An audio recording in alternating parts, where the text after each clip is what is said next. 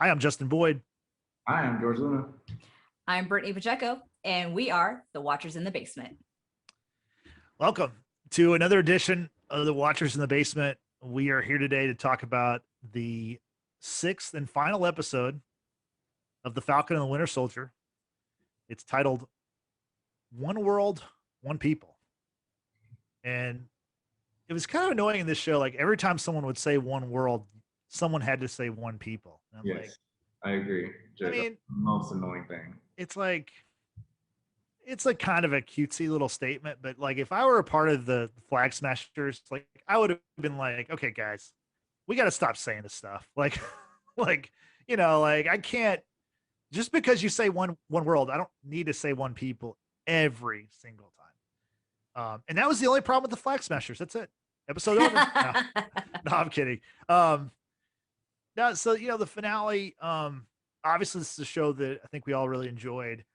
The finale wasn't bad, but it wasn't the greatest. I think it was, it was good for certain. I mean, it was awesome for Sam Wilson. I think that, and he was the main character, so they nailed that part of it. I think the other characters, maybe not. George, what do you think about the sixth episode overall? Yeah, overall, like you said, I don't think it was the best finale. Honestly, I like the finale of WandaVision a lot more than I like this Yeah, one. I agree. I agree. But I like that Sam's story came like full circle and like he was able to close. But I feel like Bucky's kind of lacked. Like when he went to go apologize to the man whose son he killed. I mean, it wasn't satisfying to me. Like he didn't really say sorry. He didn't even say sorry. Right. And I don't know. I just kind of wish they would have shown that, like some type of emotion or something like that. But and then the Flag Smashers, all that whole thing. I don't know. I just feel like Sam was the main focus, and they did a good part on that. Good job on that part. Mhm. But what's the other B grade Captain America? What's his name? John John Walker. Walker. John Walker. Yeah, John Walker's storyline. I mean, he kind of redeemed himself, I guess. Yeah. So somewhat, yeah. Uh, but honestly, the action was cool in the finale. The fight scenes were pretty cool. I liked them. But story wise, it was still room for improvement there, I think. What do you think, Britt? Yeah, so I mean, I pretty much agree with a lot of what y'all have already said. The finale, it didn't end very strong. Definitely room for improvement. And the main focus of Sam obviously becoming Captain America and owning it was very cool. The fact that he didn't seek the government's permission to be Captain America. Like that was like, I am Captain America, no, he's not on the moon. I am he. Right. But the fact that storyline came full circle, I agree. There were other characters where I feel like it was very underdeveloped. We've obviously discussed the Flag Smashers and how that storyline had to change and what have you. I do have issues with parts of this episode, but we'll get into that, as we delve into it. But overall, I did enjoy the season. I think we can all safely agree this is either going to open to, hopefully, I would like to actually see a new season, but I'm pretty sure it's going to go into a movie, which again, we'll discuss that later on in the show. But yeah, like I have to agree with George. I think I enjoyed WandaVision's finale more so than Falcon and the Winter Soldier, or now Captain America What and the about Winter as a Soldier. season, as a show? Season as a whole, no, definitely Falcon was like way Really? better than Wanda. No, man. I think it's pretty close. Like, and Yeah. I go ahead, George. It's very close. Mm. I don't know. I really like. I like the theme that Wanda did each time. I think it was a way more creative show than this. That's what I'll say. Yeah, that's solid. I think in respect to just the legacy that Sam felt that he had to carry, and just the struggles between doing what Cap wanted him to do, and then like what Sam himself wanted to do. And you see that's a struggle that a lot of people can obviously relate to. With Wanda, it was just like she just wanted what she couldn't have anymore. And again, that's another situation that people can relate to. But yes, WandaVision was done far more creatively, where Falcon and the Winter Soldier, I feel like it was done to the point. It was more serious too. Yeah, it definitely was, but it felt like you're watching a Captain America movie. Like I thought a lot of between Civil War and Winter Soldier and those movies. I'm like, if they decided not to do a show for this very well could have just been a movie. This whole thing could have just been one movie, and I still would have enjoyed it. Although I hope they would have worked better with the Flag Smasher plot line. Well, I mean, but we're glad it wasn't a movie. It would have been a 5-hour plus movie, because that's what we got. We got. What's wrong with that, Justin? You like the Snyder Cut, right? Exactly. Yeah, but the problem is not a lot of other people like the Snyder Cut, at least not the 4-hour part of it. But I think I think for me, comparing WandaVision and Falcon Winter Soldier, to me, it's all about expectations. Mm-hmm. Like I had no expectations for WandaVision. In fact, when it was announced a couple years ago, I was like, this sounds very bizarre. And so it was like a pleasant surprise. I'm not surprising that it's good, but it was just like how good it was. Mm-hmm. Whereas this show is probably the thing I was the most excited for outside of the What If series that's supposedly coming at some point. Captain America is probably my favorite MCU character. And so the characters that are in his world and his storyline, that's the stuff I was most interested in. I think the problem about this episode I had, and I mentioned this last episode, is I feel like not all the characters should have been in the finale. Like I feel like in episode 5, Bucky kind of was sent off, like he was kind of sent on his way. Sam gave him the speech, hey, you've got to be you, you've got to go out and, make things happen or whatever. And the same way with John Walker, like, I think what this season series should have done is like, they created this character, right? But he never really was a villain, really. I mean, he tried to kill Sam and Bucky, but he never was a full-fledged villain. So when he showed up in this episode, and I mean, he falls in line with Bucky, like they're buddies, like, very quickly. Yeah. And part of that was cool because, Wyatt Russell did such a good job with the character. But to me, it would have made more sense if, the last thing we see of John Walker is him making his Etsy version of the Shield at home. And, and then in 2 years from now, we see him in some Captain America movie or some other kind of MCU film. And I think the same way for Bucky. Like, I think it would have been better if he goes off and we see him in the Wakanda series or some other movie. But to have all those characters, literally every character, Sharon Carter, Zemo, all show up in the finale.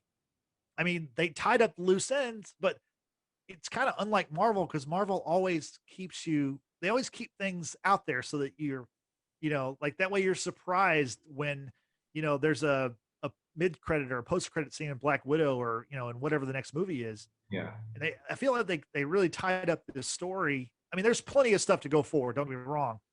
But by tying it all up, it was that's kind of what made it kind of messy to me. So what do y'all think about that? Yeah, that makes sense. Because I agree with what you say, Justin, about leaving. When you watch these Marvel things, like you leave the audience like wanting more, wanting stuff. And I feel like everything was pretty much wrapped up except the Power Broker stuff, which like honestly we kind of saw coming. So that wasn't a surprise either. So we're not really left wondering like what's gonna happen. I don't know. What do you think, Britt?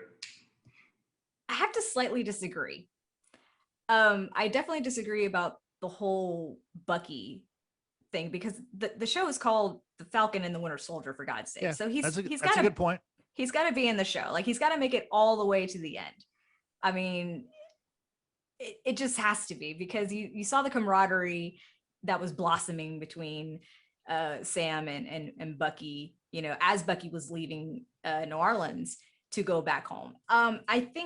I'm very much okay with what they did with Bucky because I knew that wasn't going to be like the main focus of the storyline overall. I mean, let's face it, this whole show pretty much focuses on Sam and Bucky. I don't know if it was so much he needed to make amends per se, like to say the words like I'm sorry. He just needed to own up to the fact that like, hey, when I was a Winter Soldier, I did this, and that was like eating away at him when he would have lunch with Yuri, and he's like, I have to tell you something, and tells the whole thing about it. But like, obviously their friendship is over. Obviously, I mean, who would want to stay friends with someone who's like, hey, you killed my kid, like what, fuck you, but the fact that Bucky had to do the work, that's what Sam ultimately told him, is like, if you want to make amends, you got to put in the work. Okay, cool. So he did that. I just don't feel like that needed to be a central point of this whole story.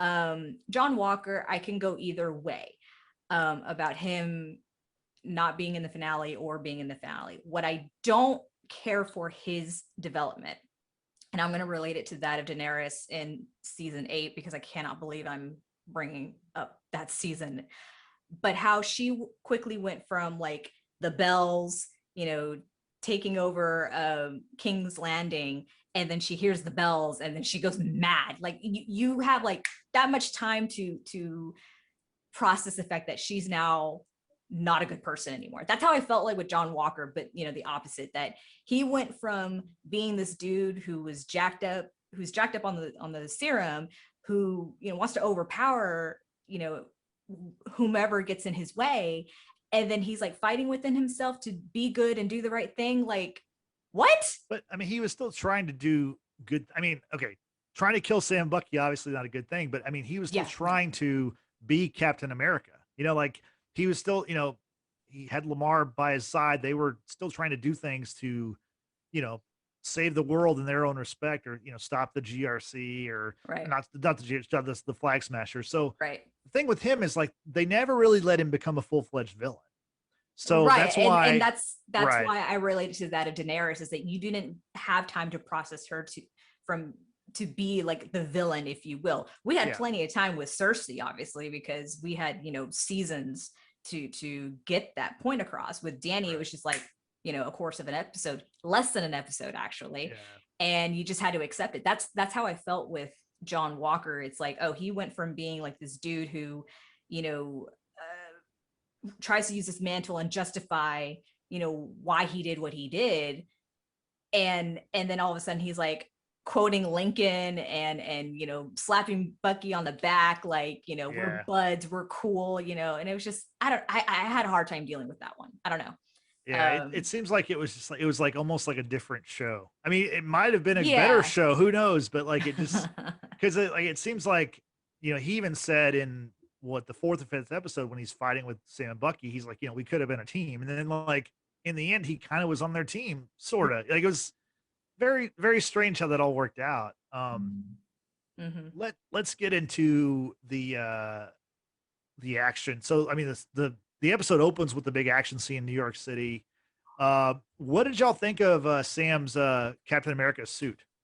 What'd you think, George? I liked it.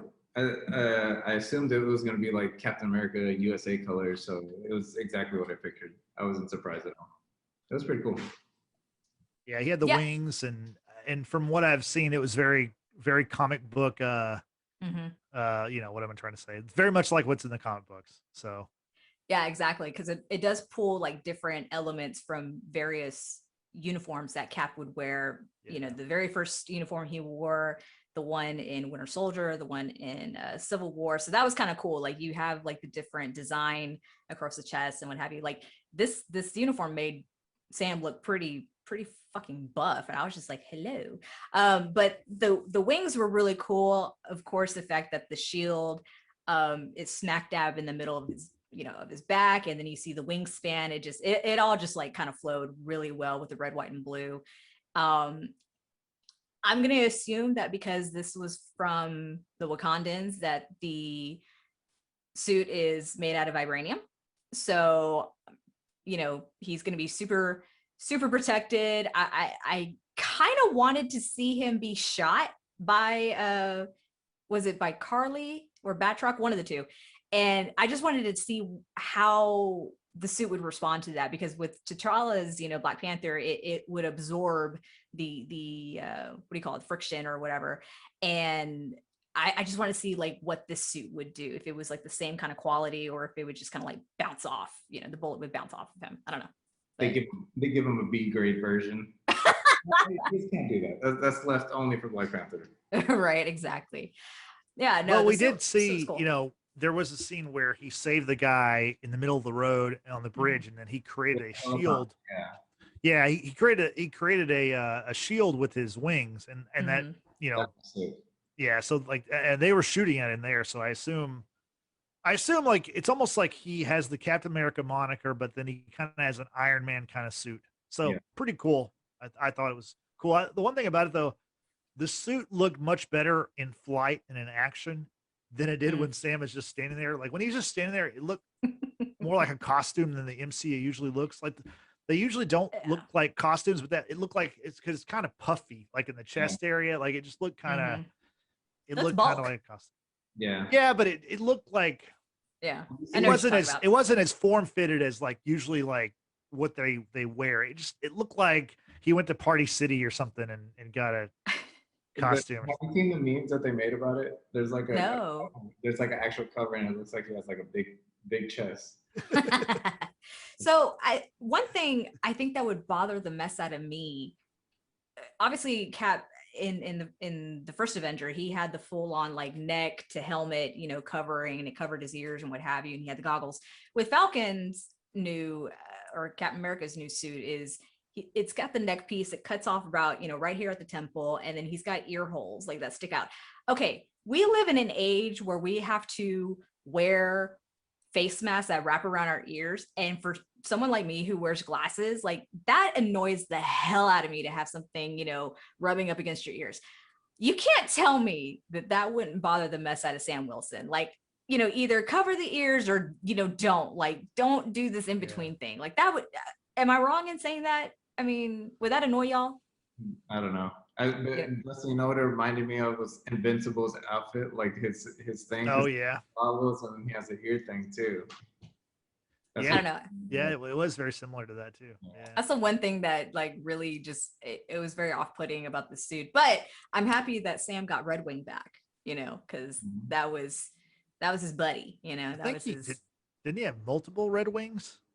I think he just had the one. There was one scene. There's one scene where I thought he had two that like were on different sides or Yeah, you're right, but I don't know if that's like Red Wing itself, but like Red Wing obviously was the one who helped get the co-pilot out of that helicopter that was about to crash. But I don't know what those other little droid things were. But I will mention about the suit is that it's apparently capable of supersonic flight, because think about it, Sam was in New Orleans when he's opening up the case and he's hearing about the GRC news. So to travel from New Orleans to New York City, that has to be a hell of a flight in itself. So let's just say like maybe it took like an hour for him to get over there, like. And I just thought it was funny because with the opening of the scene, you hear the reporter talking about how GRC, people have been taken hostage. There's a no-fly zone, in place. And I was just like, okay, because that doesn't apply to Falcon. Just saying. No, but then the helicopter, if it's a no-fly zone, they would have shot that shit down. So that made no sense. Yeah. Exactly, but yeah. Overall, I think with his suit, it was cool. It was very obviously, stars and stripes, red, white, and blue was cool, but Carter got into his country super easily. Like she could have literally been living there the whole time and no one would figured it out. Oh, you're talking about Carly getting into the States? No, Peggy Carter. Sharon Carter. Sharon Carter, whatever. Yeah. There you go. Yeah, for real. So like talking about that real fast, because that's like a nod to a mask that Natasha wore in Winter Soldier, right? When she was disguising herself as one of the council members. And if Sharon has had that technology, like why couldn't you be in the States? Like, what the hell? because she didn't want to. Or she No, didn't. you're right. Because we did get the big reveal in this episode finally about who Sharon Carter is. And she Yeah. is She's the power broker. Yeah, that's where I was going to go to next. Sharon Carter, she is revealed as the power broker. Carly obviously knows that she's the power broker. Right. Batroc did not know. He learned that, and then he tried to like hold her up for more money, and so she killed Batroc, and then she killed Carly. What did he expect? Like, I know. this person for more money. Hey, if you don't tell me, like, I'm gonna tell everyone who you are, dude. She's gonna kill you. Like, yeah. There's no. I don't know. I thought that was so silly and dumb right there. When a man thinks that he can overpower a woman, just I don't saying. know. But another thing is that, like, maybe I don't know. I was trying to think of like another reason, you know. I don't know. Let me gather my thoughts. I'll think about this shit. Well, I mean, ultimately, he wanted to blackmail and say, Yeah. okay, if you don't pay me this amount, you know, because he already got ripped out of whatever it was that he was first trying to get in the very first episode of this season by kidnapping that, I don't know, the general or major, whoever that was, right? And I don't know if that had to do anything with the power broker either, but the fact that, you know, she said, hey, I'll pay you double, you're not going to regret this. And it's like, okay, well, I'm just going to, you know, pull the strings a little more. I'm going to ask 4 times the amount. Otherwise I expose you to the world. Yeah. But Sharon was cold. She's all like, yeah, I don't do blackmail. Pew! You know, like blew him away. Yeah. You know, Just the blackmail crazy. thing reminded me of one of my favorite scenes from The Dark Knight, where you had that like accountant dude who works for Wayne Industries, and he's like, he figures out that Bruce Wayne is Batman. He goes to Morgan Freeman's character, and he's like, I want $10 million for the rest of my life every year. And then Morgan Freeman's character is like, Lucius Fox. He's like, so you tell me your boss, one of the richest men in the world, is a crime fighter, you know, at night or whatever, and your plan is to blackmail him. He's like, good luck. Like, and then you can tell the guy's like, yeah, I didn't think about it that way. Like, just, I mean, he's freaking Batman. I didn't think this like, through. Yeah, that's what happened to that one dude that got shot. Yeah. Yeah, exactly. See, so go ahead. I have a theory. No. Go for it, George. I'm still not convinced that it's her. Why? I don't know. It's led to believe that, but I don't know. Like, she never confirmed it. She never, like, I don't know. And then towards the end, like, she calls someone and she's still talking to someone. And she's like, we're gonna get all these secrets and all this shit. Like, who's she talking to? Like, that's what I was gonna ask. Who do y'all think she's talking to? So here's my theory. Justin, I know you have yours, and I'll let you talk about yours. I'm thinking that Val's involvement in this show is not a coincidence, because in the comics, Sharon Carter and Val were, you know, part of SHIELD and what have you, and they actually joined forces, if you will, and they call themselves Femme Force. So, but we know that Val is also a sleeper agent, so she was Madam Hydra. I'm thinking that if Hydra still exists to some degree, and I'll get into that in a little bit, but I think Sharon would be working with Val, and that's who she's calling. Like, you know, I've got intel on, you know, XYZ, you know, this and that, what have you. But Justin has a theory of his own. Well, I think it's one or two people that. So Sharon at the mid-credit scene of the episode, she is you know, given a full pardon and given her old job back, and so she's exiting this courthouse and she's on the phone with somebody, and I think it's one or two people she's talking to. It's either Nick Fury or it's Thunderbolt Ross. I think it's one of the two. Mm-hmm. And then, like, if it's Nick Fury, the whole Val things makes sense because Val obviously has a connection to Nick Fury. Yes. The Thunderbolt Ross thing, I think, also makes sense because I believe that U.S. agent, who that's what John Walker becomes, he was one of the Thunderbolts, which is like this like Suicide Squad for Marvel. Okay, it so also included Zemo. I have a question, George. So what is You think it's either Thunderbolt Ross or Fury, Nick Fury. Nick Fury. Why would it be Fury? Like, why would she call him to I tell mean, him that specifically? hard to say. I mean, Fury, they always had like a connection, and like, and I mean, maybe like all the secrets and shit, because it sounded like she meant it in like a malicious way. no, I think she did. But I think that, well, there's a whole thing of like, is Fury a scroll or whatever? Yeah, like Yeah. I think that might be part of it too. And maybe she is. I don't know. Like, Yeah. I thought that too, but I was like, if she was a squirrel, then she wouldn't have to use that web shit. right. Right. I just think was. I think whoever she's talking to, it's someone we know. I don't think it's not a new character Yeah. to this storyline. I don't believe. I'm not completely sold on the Thunderbolt Ross thing entirely. I mean, yes, there's many hints that Right. lead back to him, like with the raft, the high or maximum security prison, the raft. And I know Zemo and US Agent, they have their affiliations with him. I understand that. I just it's a bit of a stretch at this moment, just because there hasn't like really been anything to hint exactly that Thunderbolt's coming back into the mix. By the way, the raft. Who governs that prison? Because we first saw it in Civil War when Sam, Wanda, Hawkeye and Ant-Man were in prison there, and Steve broke them out. But then the Dora Milaje, said that they were going to take Zemo there to live out his days. The Flag Smashers, before they were blown up in that truck, were going to go there too. So it's like, who actually like governs this raft? Or is it just like open to everyone to like, hey, you want to throw someone in there? Be my guest, That's what it seems like. Yeah, I was just curious.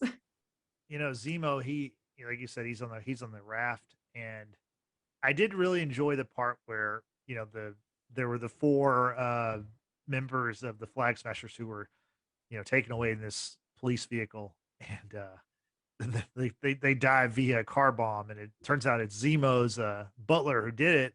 So charming. And like, Zemo's like he's in his cell, and he has the radio on, and he hears that four Flag Smashers were killed, and he had that smile on his face. I laughed out loud because like I just didn't care about the Flag Smashers, and I thought it was so awesome that we got rid of all of them, but there was still one left, which the one who fell in the Hudson River.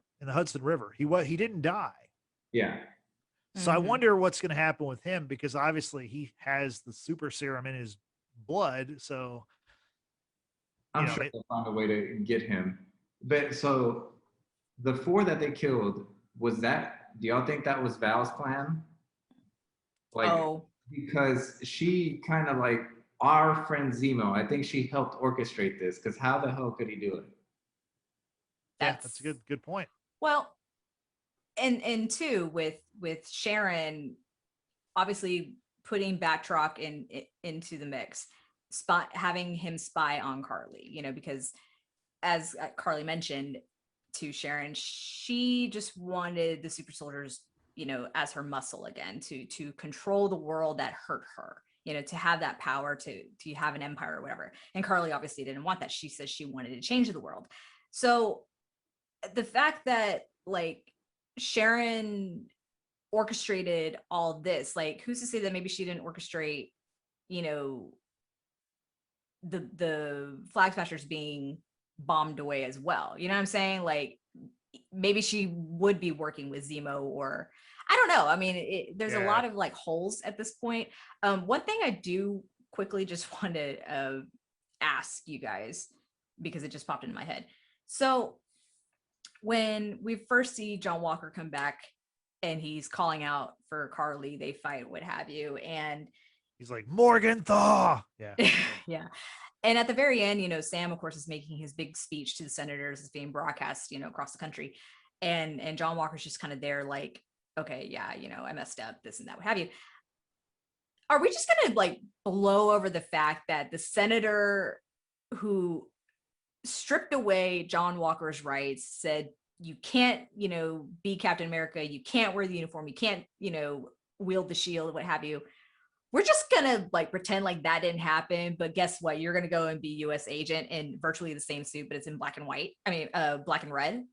I mean, That's Yeah, exactly what happened. what's that? That's exactly what happens. We're just gonna blow things over. So that's what I mean. I think that's a byproduct of having all these characters in the episode. Like, I don't think everyone needed to be in the episode. You can tell a better story. You can, because they all have their own stories and they didn't all have to. I mean, I agree that like it made sense for Walker to want to kill Carly because of what happened to Lamar, but Sure. it didn't make sense for him to like whenever he gets his new black suit, he's all excited with his wife. He's like, I'm back, I'm back, I'm back, and he's celebrating. And it's like, it just didn't. It didn't make sense, like emotionally, like the way his character was portrayed. Yeah. And then it's like I don't know. Mhm. It's a cool character, but yeah, they definitely didn't nail this one as far as the story for this show. Now, going forward, who knows? We'll see. But I feel like it was too easy for him to get reassigned, like to become something else so quickly. right. When they Well- literally just banned him from being Captain America. This is where I might be prepared to die on this hill. The last time I said this, I was totally wrong.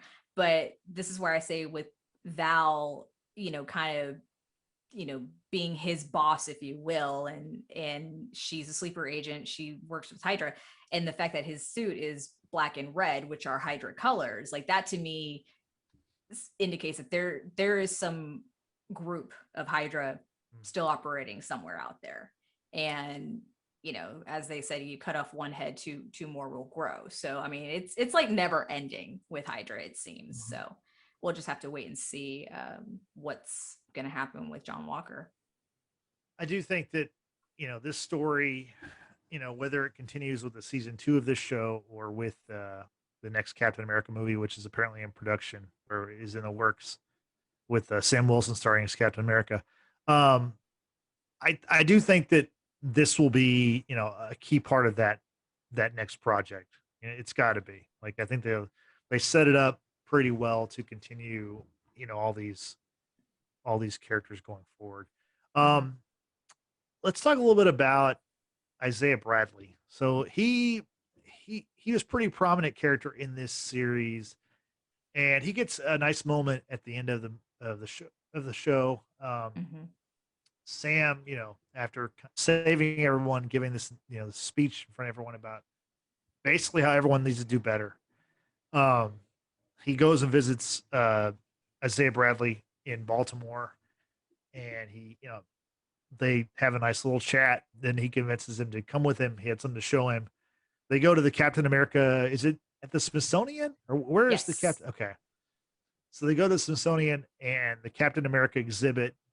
And lo and behold, now Isaiah Bradley has a statue. He's got a placard. I thought that was a kind of a cool moment to not only like recognize him in the MCU, but it's it's like, I don't know, like they definitely like it's something that not a lot of people knew about.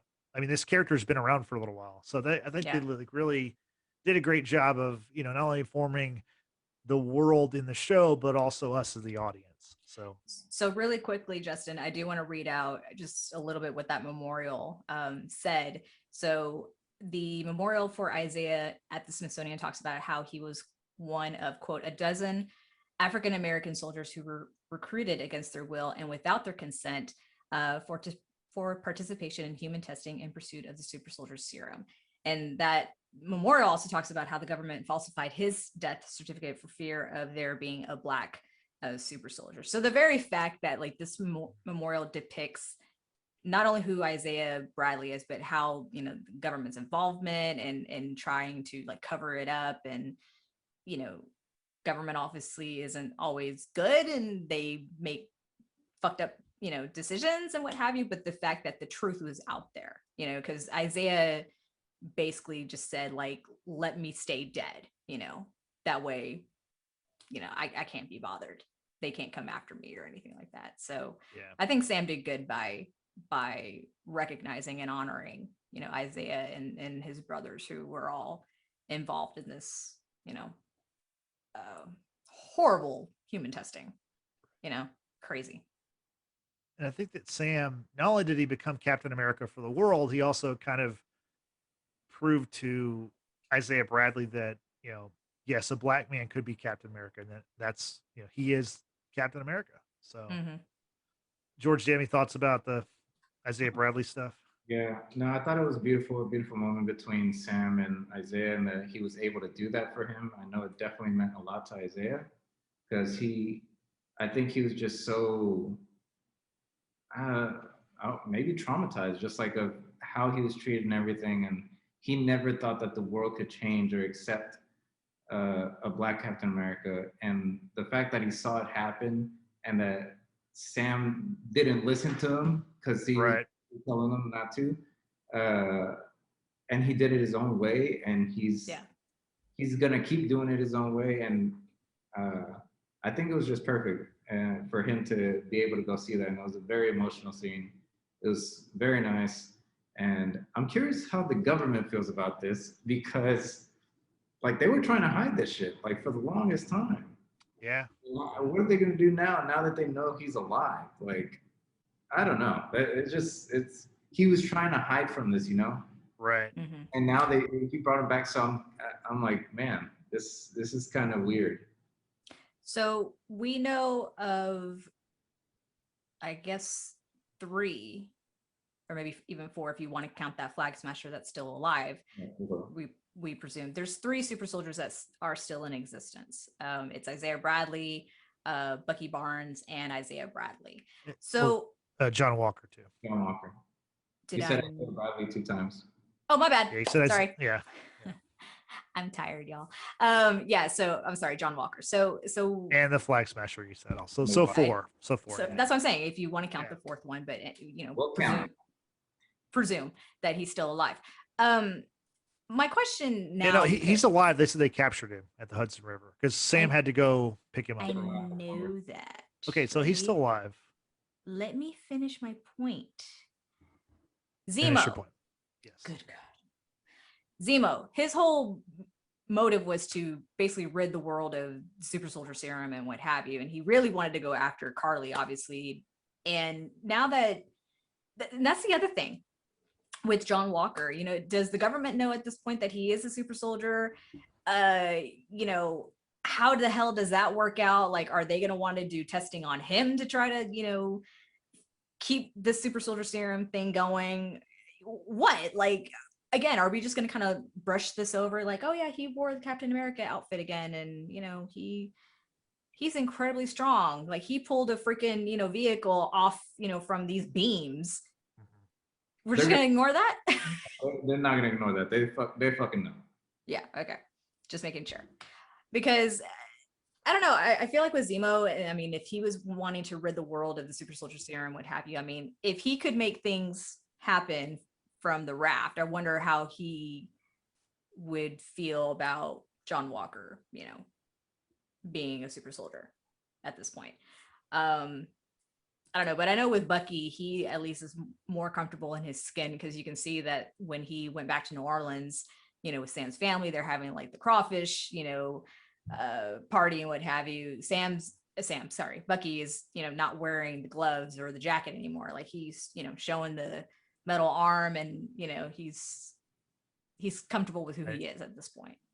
I mean, you'll know what that end scene where they're at the cookout, what that reminds me of, right? Oh my God, don't say Fast and the Furious. Fast and the Furious, 100%. The barbecue at the end. I can't wait to see scene at the barbecue in the Fast 9. Like it definitely, it felt like a Fast and Furious moment. We were just missing Corona, and Vin Diesel. Like that's it. So. Oh man, do you think Bucky and Sam's sister Sarah will hook up? I don't know. They had a chemistry. I wouldn't be surprised. That'd be kind of funny, honestly, because he's like, "Don't you dare!" Because the way he said her name, he's like, Sarah. Mm-hmm. Like I've never heard that name before. That was my best friend's mom's name, At least it's not Martha. Martha. There you go.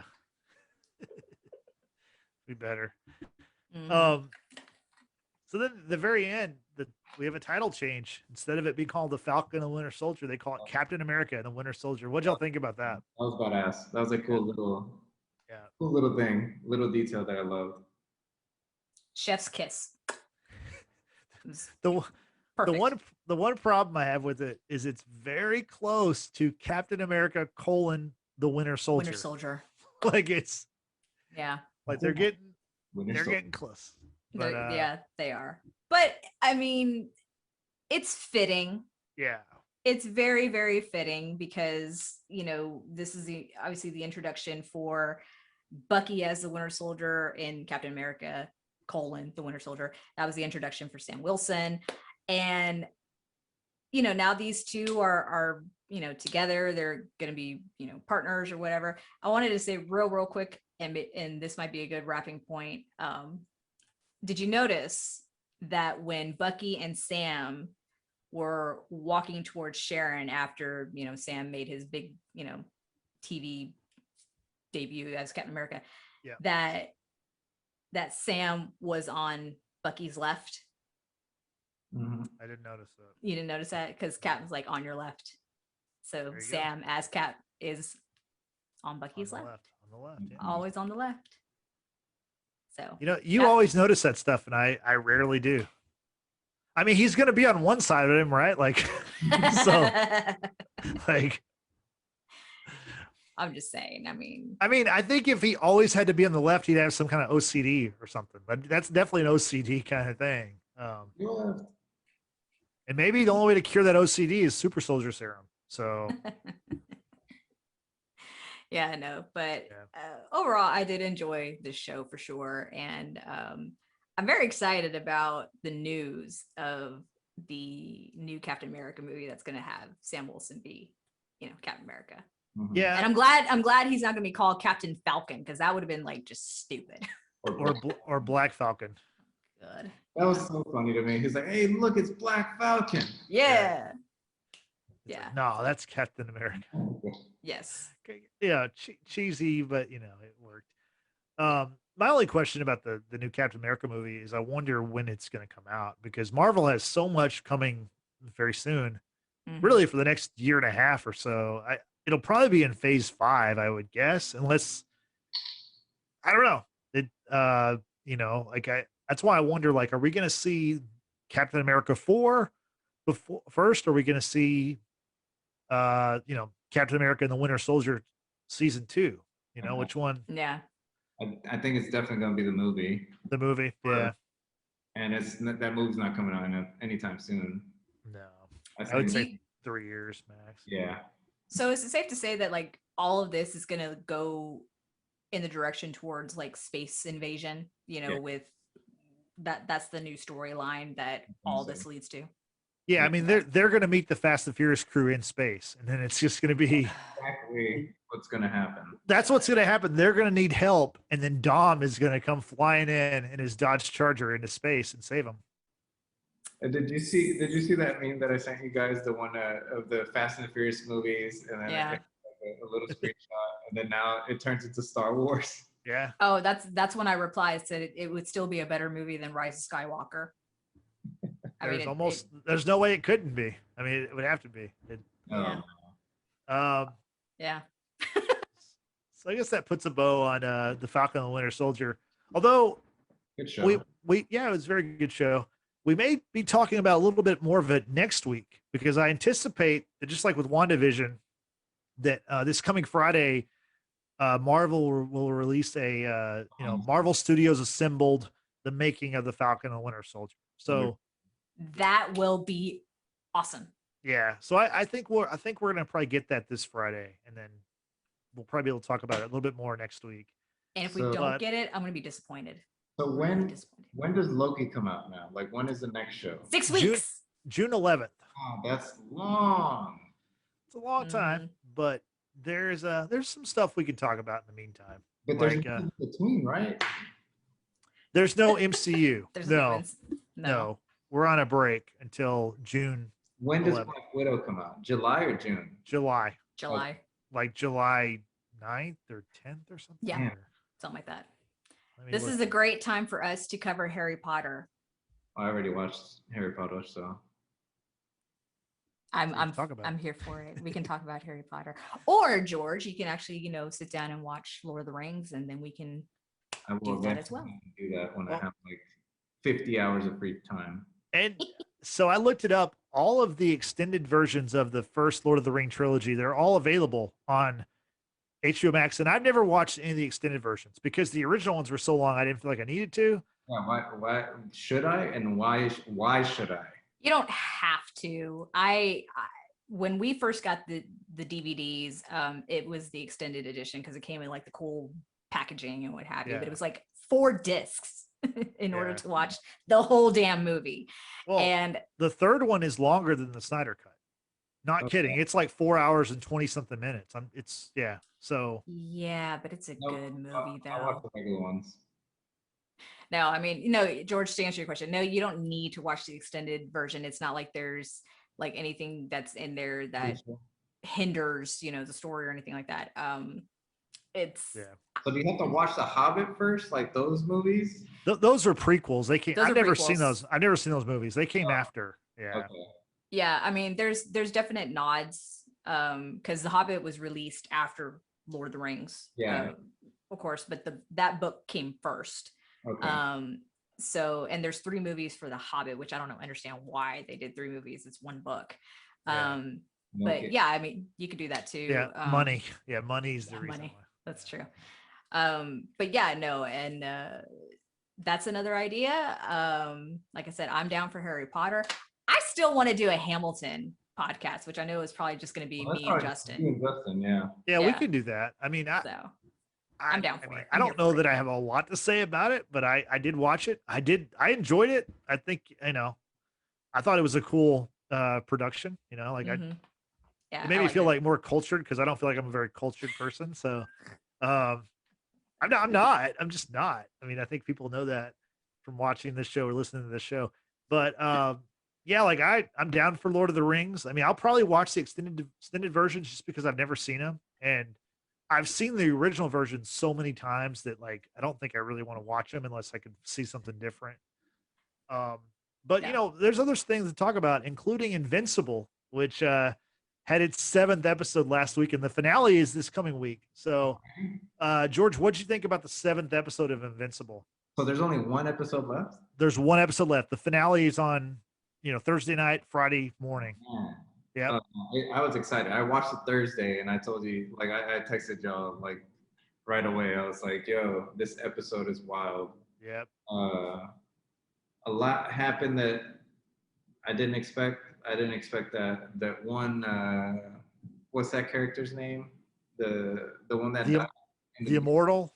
the immortal to come Yeah. back and just to be fucking brutally murdered. I know. To be brutally murdered again by the same guy. Yeah. That shit was so funny to me. That show is so fucking wild, and I'm wondering how he's gonna explain himself to his son Invincible, like that he murdered all the what I was gonna call them, the Guardians of the Galaxy. No, it's the That's what I keep wanting to say too, because I only watched that first episode, Yeah. and they're like, Yeah. "Oh, Guardians of the Globe," and I'm like, "That's They're very not close to supposed to be Guardians of the close. Galaxy." Yeah, it's very, very close. Yeah, But man, honestly, Jay, that show is so good. It's pretty crazy. The action, like the sequences, the fights, everything is so gory and awesome. I love it. So thanks again for recommending that we watch that. Yeah, I've really enjoyed it too. The one thing that is strange about this show is they haven't announced the season 2 yet. That's And great. so I'm kind of but they have announced that they're working on a live action movie. So it's like, I don't know if I want that. yeah, I don't know that I do either. Unless it's made like by the directors of The Boys or creators of The Boys or something. Yeah. The only way I'd want to watch that movie. Yeah, I just wonder, like, I mean, I've never read the comic book, but from what I understand, the show has already covered a lot of the comics. So I don't know what the movie could do in a 2-hour movie that would be better than what we're seeing right now. Do you think it's going to be a standalone season, like for a show, like one of the series? I don't know. I mean, I just wonder, like, because like I told y'all a few weeks back, I watched a YouTube video about Invincible, and it was and it yeah, and it spoiled stuff that came true in this episode. Like even the very end where Mark and his dad are up in the sky, and like Mark learns the truth that his dad killed all of the Guardians of the Globe, and that his dad is gonna conquer the Homelander. world. Sorry. No, he's worse than Homelander, actually. What? There's someone worse than Homelander? Oh yeah, no, because like he's not. And it's an animation? Yeah. Yeah, because Homelander still wants the adulations of people. That milk. Yeah, he loves that's true. breast milk and the adulation of people. Yeah. I mean, I'm kind God, of I miss the boys. Yeah. I miss the boys so much. But I don't know, like, I don't know if it's meant like if episode 8 is just going to be the greatest episode ever and it's just going to like finish the story, or if they're just going in a different direction than the comic books. But it's like I feel like they would already announce there's a season 2 because the boys. I don't know if y'all remember this, but the boys before episode 1 of season 1 was aired, they had already greenlit season 2. So Amazon knew what they had with that show. And I feel like this show, I don't think it's on the boys level, but I do think a lot of people are watching it. Honestly, and go ahead. I just want to say that like maybe the reason they can't like get the green light is all these actors that they have on this fucking show. It's loaded. It is loaded. Yeah. So to get people scheduled, I don't know. So it could be a standalone thing because the cast is literally, I mean, but there's so much stuff left over. Like Mahershala Ali's character, that guy, he became a boss. Like that could go somewhere else. I mean, there's so much that could still happen, which I know they're not gonna wrap up by next episode. No, to me it'd be impossible. This is like a 4-hour episode or something. Yeah, too much. Yeah. I don't know. Well, maybe they'll do like what they did with Falcon. Is after Falcon, season finale, they let the news out about the Captain America movie. So maybe they're waiting for this finale to then say, hey, season 2's coming your way. I just hope people are watching it. I think people are. I tried. Yeah, Britt, I mean, you gave it a shot, but like, this is a show where if you look on social media, like there's almost, I mean, it's like this show has like the highest approval rating I've ever seen. Because there are people that didn't like WandaVision. There are people that don't like the Falcon and the Winter Soldier for various reasons. But like this show is like, I don't ever see any kind of like negative comments. Everyone is like super excited about this show. So I haven't seen anyone talk about this show other than us. Oh, really? No, I've listened to, I haven't seen anyone mention this show at all. Yeah, no, I'm pretty sure a lot of people are watching it. I mean, it's on Amazon, so it's got a big audience, but I love it. It's great. I do too. And we'll be back next week to do episode 8, the season finale. And let's talk about that next week. Yep. We'll have that to talk about. Maybe more Falcon Winter Soldier. Maybe. I know one thing I might have to do solo. What's that? And that'll be a little sad. So The Handmaid's Tale will be premiering. Okay. At the time of recording, will be premiering tomorrow, April 28th. And I'm very excited. I think what they're doing, and I have to look and confirm, is that they're dropping like anywhere from 3 to 5 episodes. And usually the seasons run about maybe 13 episodes, give or take.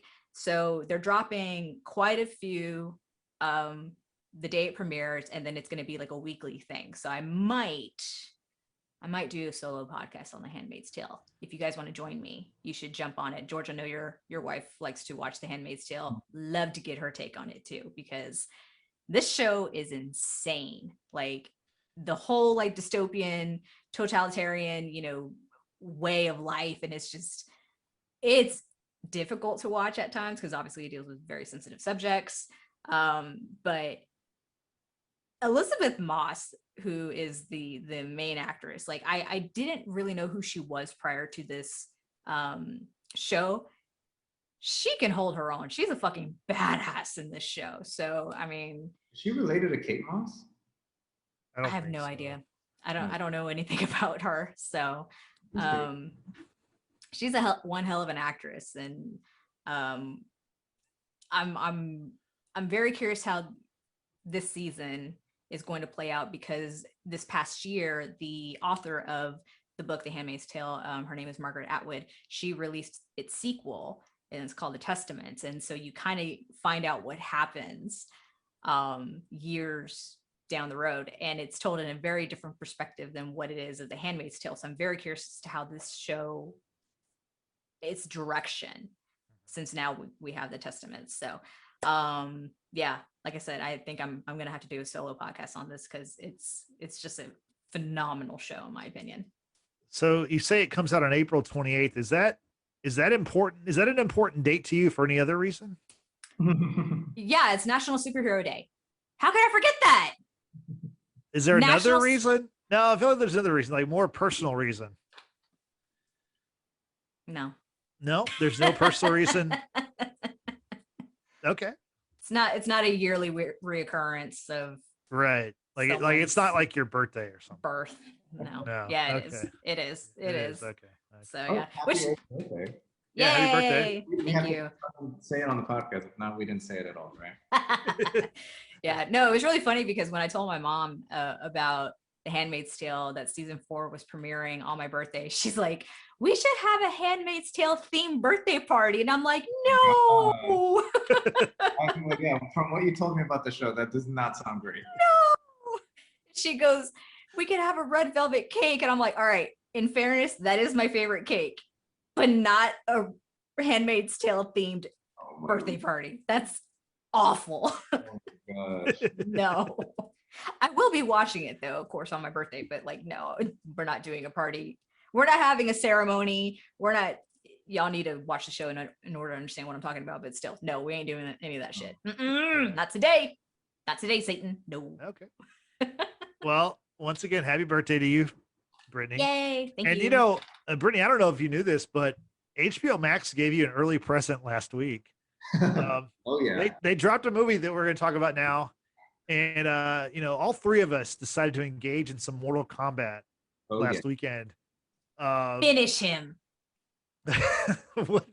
What did y'all think about Mortal Kombat the movie? I'll start with George. I'm excited for this, man. Honestly, it went as well as I expected it to go. That's exactly what I was gonna say. It did not. I was not disappointed. Okay. My expectations were very low. Like, the story sucked ass, dude.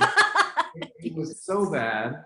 Kong and Godzilla, dude, probably had a better storyline than this movie. Oh, I don't know. I don't know about that. Yes. No, The Earth thing made more sense than anything to do with this. It would have been better if they like introduced the characters or just had like their storylines before the Mortal Kombat fight or something like that, right? right. Or just have a movie about Sub-Zero and Scorpion. Yeah. That was the only thing I loved about this movie. Sword fights, literally that was it. Everything else was terrible. The fatalities were pretty cool. The one where he got the chick with and dragged it through a fucking hat, that was crazy as fuck. Yeah. But everything else was god awful. And I was trying to figure out who the fuck is Cole Young. Was he a character made just for this movie? Yep. Okay, I fucking hated that. Yeah. Well, it seemed like he was going to become Scorpion, but then because he was like related to. He had the same bloodline right as Scorpion. Yeah. To me that didn't make a lot of sense, because it's like, I mean, I haven't played a Mortal Kombat game in years, but I know there's like 50 characters or 100 characters, and like to make up a new character just doesn't. I don't really understand. Like, I mean, I get that like he's supposed to be like the point of view of the audience, but like everyone kind of knows Mortal Kombat. Like everybody knows it's this fighting game. Like, yeah, they even say the cheesy fucking lines. They say it in the movie, which is so cringy. But I'm like, okay, I guess like they had to throw it in there. You know, like get over here, like all that. I think the one that got me, because at this point I was like half watching, half listening to it. Right, it was the one where the Liu Kang, which okay, by the way, I have an issue with this guy right here. Right, so Liu Kang, badass motherfucker in the original Mortal Kombat, right? when I first saw that, Sonya Blade and this Cole guy and damn, what's the other dude's name? Jax. No, the Australian dude. Kano. Kano, yeah. When they're in the desert and then they see, this figure walking towards him and you see the silhouette of Liu Kang, I'm like, no shit, they got the same actor that played Liu Kang to come back, right? And then you see this other soft dude, and I'm like, that dude is ripped, dude. Oh yeah, that dude was like insanely. Yeah, he's ripped. Right. But Liu Kang is fucking Liu Kang. Okay, they should have brought him back. All right. That guy has like negative body percent fat. Like I was gonna say that. I was actually gonna say that because I thought about Cristiano Ronaldo. Dude's got like no body fat whatsoever, and I was like, oh my god, he's like this dude. This dude was like insanely jacked, and he probably weighs like 110 pounds. Like it was like crazy. God, I'm heavier than him. Okay, but so the one line that Liu Kang says, when they started their training, right? And he's like, you must test your might, and I started cracking up. I was just like, did they really fucking say that? Yeah. Test your might. I'm thinking in my head, just playing the theme song in my head. Were you looking forward to these lines? I enjoyed the that part of it because like I enjoyed the part where the guy was like sweeping the leg and he was jumping because that's what people do in the video game. So like that was hilarious. That actually I enjoyed funny. that part of it. The part that I didn't enjoy about this movie is they said the word fuck about a billion times. Like I'm like, and it was all from the same guy. Yeah, it's basically all from Kano. Yeah, but it was just like, this is like, I know it's a very violent video game, but this is kind of a kid's movie, and it's just like you're just saying, like it's one of those things where like I watch this and I'm like, who is the audience for this? Maybe like 90s kids movie, but like it's not a kids movie. No, but I mean the game is still popular. There's a Mortal Kombat 11 and 12. Oh yeah, like it's still a popular game. I mean, it's not like a Call of Duty kind of thing, but it's still popular enough. Or Fortnite. Yeah, Fortnite, of course. I don't know. I wasn't disappointed, dude. I expected it, to be honest, and I was fine with it. Like the Sub-Zero and the Scorpion fights were all I cared about. That was fucking sick to me. Yeah, and they got that part right. Honestly, I have no idea how Scorpion came back to life. They completely. Yeah. I had no fucking idea. I was just like, oh, sick. He came back. Yeah. I have no idea how. And see, there we don't require an explanation like we do. And I didn't care because with other movies. Thank God. Yeah, exactly. The one part that was funny to me was when Sub-Zero broke Jax's hands. Right. They just left this motherfucker to die. No one thought to Sonya or anyone like, hey, we should go check on Jax. He hasn't Now his fight scene was pretty badass too, and I actually forgot that he did this move in the game where he just kind of like claps the head and it just explodes. I literally forgot about that up until that happened. I was just like, oh yeah, that was always a cool move. That shit was funny. He's like, these things work. Yeah. Yeah. I had a very Oberyn Martell kind of moment. 10 times worse. Yeah. I was disappointed that we didn't get a whoopsie. Because out of nowhere, they did all the lines except for that one. They're saving it for the sequel. I'm not gonna like why. Exactly. We saw the poster of Johnny Cage and shit. I was like, oh my god. Johnny Cage is one of the characters I remember the name because like a lot of the characters, like Scorpion, of course, Sub-Zero, of course, but a lot of the other ones I didn't like. Kano, I don't really remember Kano. I don't really remember the forearm guy, the guy with four arms. Like I don't really remember him. I remember Goro. I don't. Yeah. Like I said, I was more of a Street Fighter kid than Mortal Kombat. Not actually in the street, but the game. Hey, where I'm from, we barely had streets. We had dirt roads. So farm roads. I was Dirt Road Fighter. Dirt Road Fighter 3 was sick on the SNES. It was amazing. Oh my gosh. So the battle for gravel. That's pretty good. Battle of Cisco. So, did y'all watch the 90s version of this movie? Of course. Okay. Yeah. I like that movie a whole lot more than I like this one. Yes. Absolutely, yes. Yeah, That's that. I think so. Homeboy's wig too, Justin. You and I talked about this off screen, but like Yes. Homeboy's wig just like fucking dumb. Yeah, the guy who played Shang Tsung. Yeah, Yeah. Yeah. that was pretty bad. He was really also bad. like he was in the Dark Knight, Yeah. and Yeah, he was. yeah, Mm-hmm. and I mean, it looked like it was so obviously a wig, and like all of his scenes looked like he was in front of the worst green screen. Like Yeah. everyone else's scenes kind of looked pretty good, but his looked off. I don't know what it was, but yeah, it was. And what's funny is like that actor and the guy who played Jax were the only two actors I've ever seen before. These other actors, I've never seen these people. The only two actors that I knew were the Scorpion and Sub-Zero. That was it. Oh, I knew. No, I knew Scorpion. I don't know his name, but he's been in a lot of stuff. But Yes. yeah. I think he was in he fought the Hawkeye in one of the fucking movies. Oh, really? When he was in Japan killing all the people with the sword and shit. Oh, no, he Yeah. fought Yeah. Wolverine. Wasn't he in the Wolverine? Yeah, Was he was there too. He was also in what is it, 47 Ronin? Yeah. The one with the Keanu Reeves. Mhm. So He yeah, was he's on Westworld. Yeah. Have y'all seen Westworld? No. I watched the first season. Oh yeah, that's a great show, Jay. It got even fucking crazier. It's an insane show. Yeah, he's been in a lot of movies. His name is Hiroyuki Sanada. Yeah. I'm probably butchering the mess out of that, but that's the it. guy that was Sub-Zero played a character in Warrior. Okay.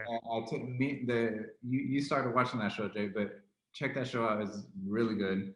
But yeah, that's the only two people I recognize from that show, or from that movie. I feel like I've seen the dude who played Raiden, and I want to say he was in Thor Ragnarok. Was he the dude that stood up to Hela on Asgard? I think that was him, actually. And I had to think about it. I don't know. Yeah, he was a Hogan. Not like Happy Hogan. Yeah. I'm probably mispronouncing the name, but he was one of the Thor's friends. Like on the planet that they went in with the rock with, Korg or whatever. Okay. Yeah. That's that. him. That was the dude that played Raiden. Gotcha. Interesting. Okay. Yeah. So anyway. Well, I think the movie overall for me, I think like George said, it was kind of what it wasn't kind of, it was exactly what I expected. Honestly, I liked it better than Kong versus Godzilla. That movie just offended me. Like it was so bad. This movie didn't offend me, but it also I have no desire to ever watch it again. Like I'm certainly glad that I got to watch it for free and I didn't have to pay money to see it. Exactly. Yeah. So what were y'all's final thoughts on Mortal Kombat? I think George said it well. It was about as good as you would expect it to be. I'm not disappointed. If not less. What's that, George? I said I'm not disappointed. I already expected it, so I was fine with it. For what it was, action fight scenes, it was okay. It seems like a lot of people on social media really enjoyed it. So yeah. I'm glad people liked it. It's just that nostalgia, the seeing the fight, and I don't know. That's the whole reason. I did see people who were upset that others were spoiling it. I'm like, how can you spoil a movie that's a remake of characters that you already know exist? Yeah. I don't understand. Not much to spoil, honestly. I don't think I could explain it to spoil it, honestly. I don't think I could. I mean, and there was no tournament in this movie, so that pissed me off. That was the worst part. Yeah. Yeah, it was weird because they talked about the tournament. They talked about how there'd been 9 tournaments, and this was going to be the 10th tournament or something. And let's kill everybody before then, and no one steps in. Whatever. Yeah. Oh my god, that was very dumb. Poor George. Why would you name it Mortal Kombat? Yeah, I don't know. I think it just sounded cool. I guess I don't know. Okay, George. You've seen, Justin, to you too. We've all seen Mortal Kombat Annihilation, right? That's Yeah. which one is that one? That That's was the the sequel to the 90s one. I think so because I remember the Cyborg and Jax, but I don't remember that movie. I remember the first one very vividly because I loved it. Okay. Because my next question was going to be how does this Mortal Kombat compare to even that of Mortal Kombat Annihilation? Because that one was a pretty bad movie. I don't remember that one. See, that's Okay. I don't remember that one that well. Well, Okay, so this one. Mortal Kombat Annihilation is one of the worst movies ever made, and just to prove that, I'm checking this right now while we're on the air, but I had heard that on Rotten Tomatoes, it has a 2% rating, which is like almost impossible. Like it's almost like worse than if it were a 0. Almost. I'm looking it up right now. This is awesome. This is awesome radio. Yeah, 2% on Rotten Tomatoes. Jesus. Wow. That's like That's insane. awful. I think I erased it from my memory, so Yeah. It's got a tomato meter of 2%, an audience score of 25%. But it's pretty bad. That is pretty bad. it's the rare thing where the sequel, like the sequels are rarely as good as the originals, but this movie looks so much worse than the original. Like the budget must have been like $14 or something. Like it looks. It's on HBO Max if you want to check it out. It's an awful movie. I might just go rewatch it just for fun. It's Just an for fun. unwatchable. It's an unwatchable movie. It really is. Like it's Okay, it's Mortal terrible. Kombat Annihilation, Kong versus Godzilla. Oh, Kong versus Godzilla. It's not even close. Yeah. Okay. And I'll never watch that movie again either. But All right. yeah. So Duly noted. Anyway, Brittany, if people want to talk about their love for Mortal Kombat on social media, how can they do that? Or how can they follow us and tag us on? I'm trying to transition. Okay. That's all I'm trying to. Transition God. Yeah.